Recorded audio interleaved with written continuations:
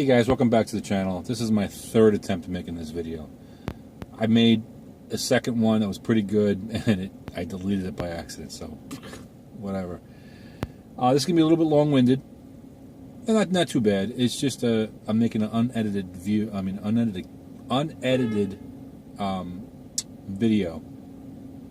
And what I want to, RT Life, he has another YouTube channel on YouTube. He had a good topic the other day about should he upgrade to a 392. And this came about after he raced his buddy who had a 392 Daytona. And I'll link the videos down below. I'm not going to give away what he did or what he's going to do. That you have to look at his channel and like it and subscribe. Please like and subscribe to all of us. You know, we're all making content here. Thumbs up. I want to talk about my particular case, and maybe somebody is in a similar position as me, and it's thinking about maybe upgrading to a 392. Now, I was in a good position the other, like I guess 2 months ago, pertaining that my salesman had contacted me right before Thanksgiving, and he wanted to, he says, "Oh, I got some great deals on the 392 for you if you want to upgrade," because I had, expressed interest on this particular topic a while ago, and my wife is going to be needing a new truck soon, so I was kind of like trying to hit him up with both things at the same time. So he contacted me. He says, "Oh, I got some great deals." I said, "Shoot me some numbers, shoot me the cars, see what they are." And he had some nice. He had a burgundy TA. He had a black TA shaker. No, that wasn't. That was. He had a shaker, wasn't a TA, but he also had a black TA. It has the snorkel hood, basically. Not the shaker hood, but the other hood that looks like the Hellcat hood, basically. So, and then he had a base model scat pack car, a 6-speed base model scat pack car. And what else did he have? I think that was it in the scat pack modes that I was interested in. And, the price ranges, basically. And bottom line, I said no. And the reason why is, well, let me back up here a little bit, because how I got into this particular car was by accident. I wasn't even looking for a Challenger at the time when I bought this car. I was actually, believe it or not, looking at Camaros. I wanted an SS 6-speed Camaro with the newer body style. It had the new Holden or whatever platform they had came out with, and it had some improvements and interior upgrades and all that kind of stuff.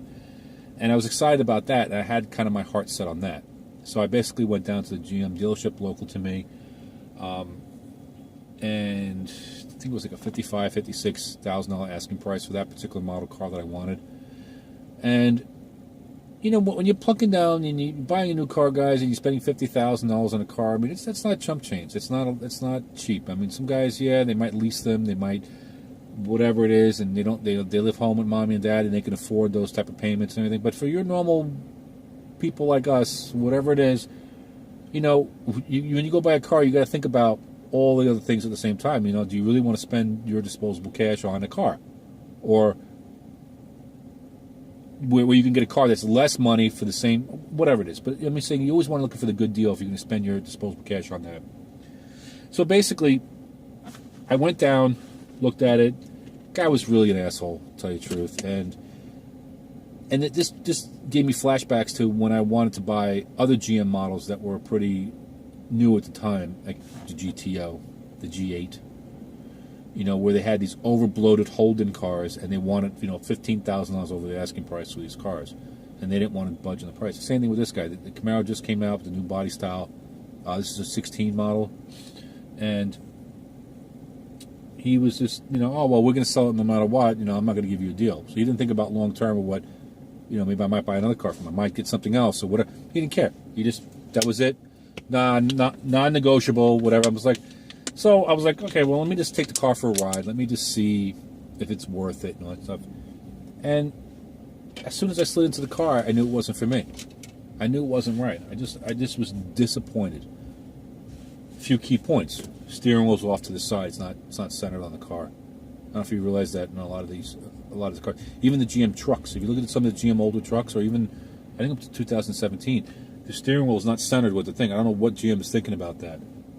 The visibility sucks. The way the dashboard comes up and takes out most of the visibility on there. The chintzy plasticness of the particular interior pieces of the car, shitty. I mean, I can see what this car's going to look like in 10 years. It's probably going to fall apart. I've seen these cars 10 years old, and they still look good as new. The interior-wise, the way things are put together. You know, I mean, these cars have problems too, but I've seen, you know, they have a long, this chassis has a long track record, and this body has a long track record of whatever was a problem has been fixed. But you can tell, like, you know, cars in 09, 10, 11, 12 cars, 2012 cars, they're still on the road. They're still functioning. There's no major problems with them. They don't have any, you know, the interiors aren't falling apart. Look at some of those older Camaros and everything. They're falling apart already. They're garbage inside. So basically, what was right across the street was a Dodge dealership. And they had all the Challengers and the Chargers and the trucks lined up facing the GM dealership. Banged the U-turn, went into there, and I was like, wow, you know, let me look at this car. You know, I never considered it before. And as soon as I stepped into an RT automatic white, the salesman was a little bit of a jerk. He didn't let me drive the car the way I wanted. I didn't want to beat the car up, but I also wanted to take it for a ride, open it up a little bit, see if it, you know.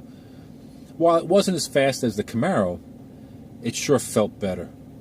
Interior-wise, the ergonomics of the seating position for a bigger guy like me, the seats, the way they're set up, just everything, trunk space. I mean, who talks about trunk space in our world? But yeah, car has a freaking trunk. You could put dead bodies back there, you know?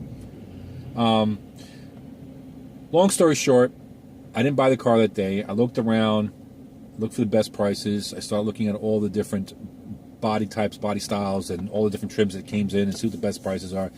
The scat packs were a little more money where I wanted to spend as far as for a comparably a well-equipped scat pack.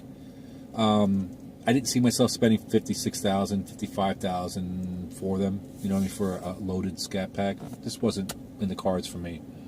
So my original plan was to get a base RT, 6-speed car, nothing in it, no leather, no nothing, and then mod it, have a nice toy cruiser, everyday kind of car that I can have fun with. And that's, you know, to be be on the cheaper side, but still have the looks and everything of the car. So, long story short, I went to a place, found the best price for a place. It was in Langhorne, Pennsylvania. Reidman Toll Auto World in Pennsylvania. And I found the perfect car I want. I couldn't get there to plug cash down on it right away. Showed up a few days later, gave the guy a $1,500 deposit. No problem. I didn't have time. I'm going fast on this because I know the video gets long over here. Bottom line is I came back a week later to do all the paperwork. They had my cash down. They ran my credit. They had all the paperwork ready to go. The salesman went and looked for the car to get it prepped and ready to go. Found out it was sold on me. So, you know, anybody knows me, I'm a lunatic when it comes to shit like that, you know. Long story short, this place has a test track. This dealership has a test track in the back on the property, so you don't have to leave the property to test drive cars. So, to appease me, the manager came out, apologized, said, listen, we'll make you a great deal. Just bear with us. Let's get a couple of cars for you to test drive. Let's look and see what we have, and so on and so forth. They pulled out 2 scat packs, 1 automatic, 1 stick. This particular car, which is the granite gray, you know, with the gray interior, fully loaded. Then they had another 6-speed car, RT, but it was a color I didn't want, and something else was wrong with the car. It just, I think it was more color and combination. I just didn't like the car. It just didn't look right. So I test drove all 4 of the cars. This was the last car I got into. And when I got into this car, I was like, maybe I should get the extra stuff in the car. So for you people who are buying RTs, stripped out RTs, you might want to reconsider what you're getting in these cars, and, you know, with the RT pluses and stuff like that, with the leather and all that kind of stuff. You know, if I would have got the base RT, I think I wouldn't have been happy with it long term, because it didn't have, I would have had to add the Uconnect and all the other stuff. This car came with everything in it, and all the touchscreen stuff, and it makes things a lot easier. And it just looks a lot nicer than that little stupid screen that it comes with on the stock cars, on the base model cars. The GPS, I don't use the GPS because I use my phone because it works better and you could change it on the fly. The GPS they also added that for free. They added, usually you have to buy it extra on top of, even though it's equipped with it, you have to buy whatever it is. They added it in there. Maybe they're blowing smoke up my ass. Maybe it does. I don't know, but whatever. So, bottom line, this is a fully equipped RT Plus Super Track Pack car. Super Track Pack car, and I mentioned in other videos, means it has the Scat Pack suspension on there minus the Brembo brakes. That means it's 3/4 of an inch lower. It comes with the 20 by 9 inch Hyper Black forged wheels. Comes with the 3-season high performance tires. The Bilstein shocks, I believe, and the spring. The whole suspension kit without the brakes. So basically, this is a Scat Pack. Technically a Scat Pack equipped car without the big brakes and the big engine. That's it. So this was a blessing in disguise because they had rebates at the time, they had deals, plus they knocked off some more money to get me to buy the car because I wanted the other car and I already committed to that other car. I walked out. This car was, let me see if that comes in. Does that come in? Can you see that? Yeah, you go. $41,070. That's the sticker price of the car. I think that's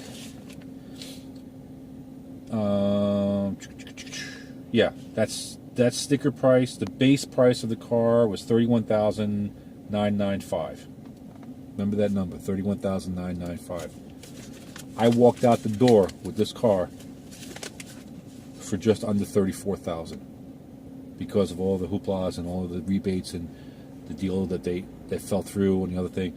I bought this car for under $34,000. So I bought this car for the same price I would have almost as a RT 6-speed car. Because you gotta remember, the 6-speed cars come with gas guzzler tax. It's an extra $1,000, or you pay $1,000 for the automatic.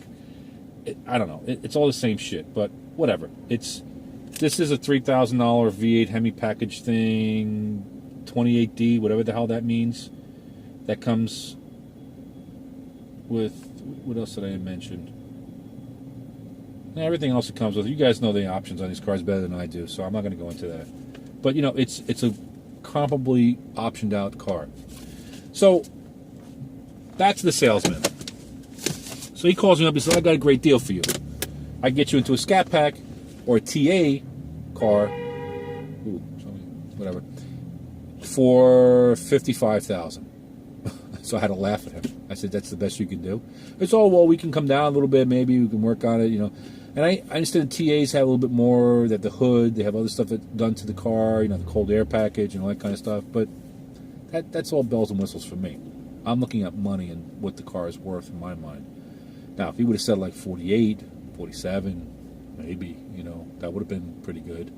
But and then he came back with a base Scat Pack 6-speed car, and he wanted 47 for it, or 46, yeah, almost 47,000. And I was like, wow, you heard the price that I paid for the car.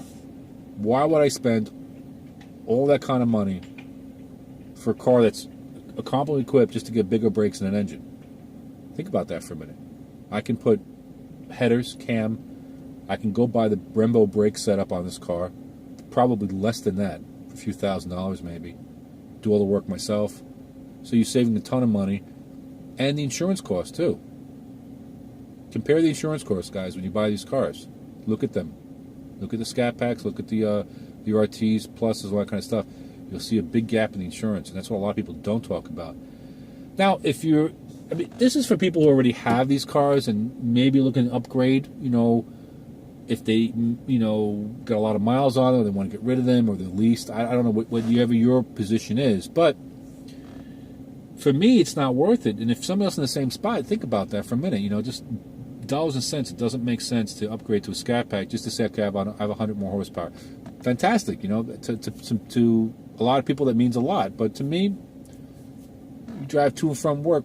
I'm not being racing any place fast enough where This car could definitely do triple-digit speeds without. This car could definitely put me in jail. So maybe the Scat Pack will put me in jail faster. I don't know. I mean, some people will like that. Some people like the badging on it because of the rims or whatever it is. But you know, you've seen the car. My car looks like it looks beautiful on the outside. Doesn't, you know? I particularly don't like the stock ride height of the RTs. I like them like this, where they have the Super Track Pack where they're down. I think that's what they should have done. But I understand people want that extra couple inches if they're driving the car every day with the V8 and all that kind of other stuff. But whatever. I'm talking fast because I'm trying to get this video out, you know, under freaking 20 minutes. So for me, I don't know. You tell me. You know what I mean? Like, what do you think? I think I don't want to, unless you want to put some Patreon money.